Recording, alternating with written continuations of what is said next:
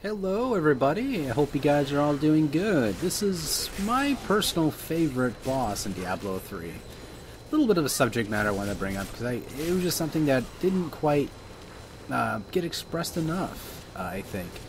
And this boss right here, Belial, oh my god, such a awesome boss. This is me playing as my wizard. This was in hell mode. And it was pretty much, me just taking on Belial. And by far, he's the coolest looking boss I've seen in a game such as Diablo in a long time. I mean, at first, you get this typical run-of-the-mill, he's running around trying to hit you character. Looks a lot like Mephisto, a tiny bit. At the same time, he kind of has his own unique style, which he kind of has a serpent-y kind of look. Because, snakes, lies, get it, haha, anyway. So, me just doing my little stay at distance and kite and try to survive motto. Got my enchantress, which is like a really big brick house. And at the time when I was playing this, this was my favorite class besides the monk, I would have to say. I mean, I do like the barbarian. What I've seen my friends use with that character is pretty astounding. And I just like to jump around and do all the high damage and just, it's a very, very frantic class. While, again, I need to work on my build, for sure. I'm not using this build you see before you, it's slightly adjusted before what you see here. What I'm using is a lot of AoE damage, because before I ran in stupidly with, like, my single target damage, and I was getting rocked a little bit by these snakes. I mean, I was successfully able to do it, but I didn't record it.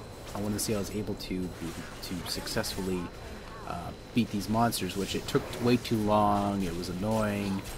So, instead, I decided, you know what, I'll just do another video, adjust my build so that way it's a little bit more easier to smoother in transaction, and record that and discuss it. And the reason you'll see right here is why I think this is a badass boss. And, oh god, I cannot express enough how cool he is. You see the enchantress next to me, by the way, she has a katana on her back. No, it wasn't a katana. Is it a katana? Is she the one with the katana? No, she has the long sword. And the reason why I give my enchantresses like katanas with like high damage and int on them is because it just makes her a hard-hitting brick house of swords.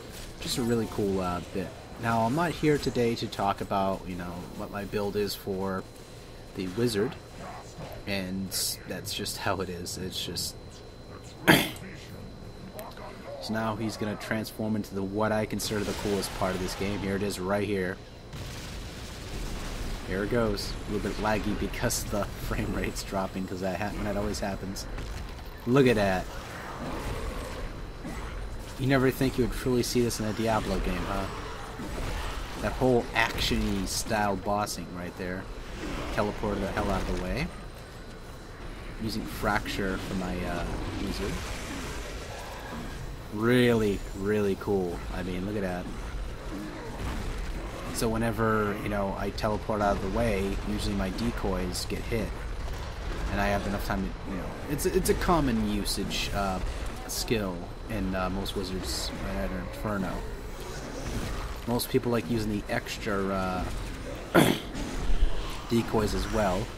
I mean, I'd rather use that extra slot towards, something more essential. I mean, yeah, having those 7 decoys in the way of the monsters is excellent. Crowd control, because they're all confused trying to figure out who the hell you are, even though, quite frankly, they do know who you are, but it's just because of the programming, they're hacking your decoys up and get away. And it's a good build. It's definitely a big survivable build, but at the same time, I feel like I was lacking damage. But I'll go over what my build is for my monk and brain fart, my wizard in the future. So if you guys are interested about that, I can give you guys a little bit of help if you need help for Inferno. A lot of people don't. They now starting to get the hang of the difficulty, and they're starting to get comfortable with it. They're wearing their Sunday sweater in summer. That's how comfortable they are with that. As you can see right here, I found kind of a vulnerable spot for Belial, where I'm standing right there. Is you won't get hit as often, but until he does like an AoE such as that, and that floor, burst damage, which he sticks his 2 hands to the ground, and you see all these burst bubbles everywhere, which you'll see that right there. where he's landing his hand. You've seen that before. I was running around. That right there.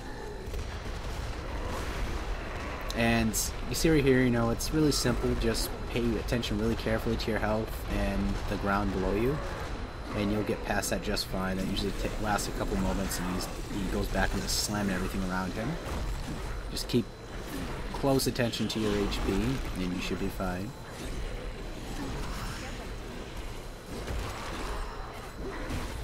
My energy armor is a lifesaver with 35%. I was trying to experiment with the ice armor. It's okay, but it doesn't quite feel as good as that 35% life instead rune. You see right there, he goes down. I'm excited, I'm happy. I'm doing a happy jig when I was killed him, even though I killed him many times. There's his soul stone, and that's pretty much this video. So take it easy, folks. Thank you guys so much for watching, and stay tuned for more videos. Oh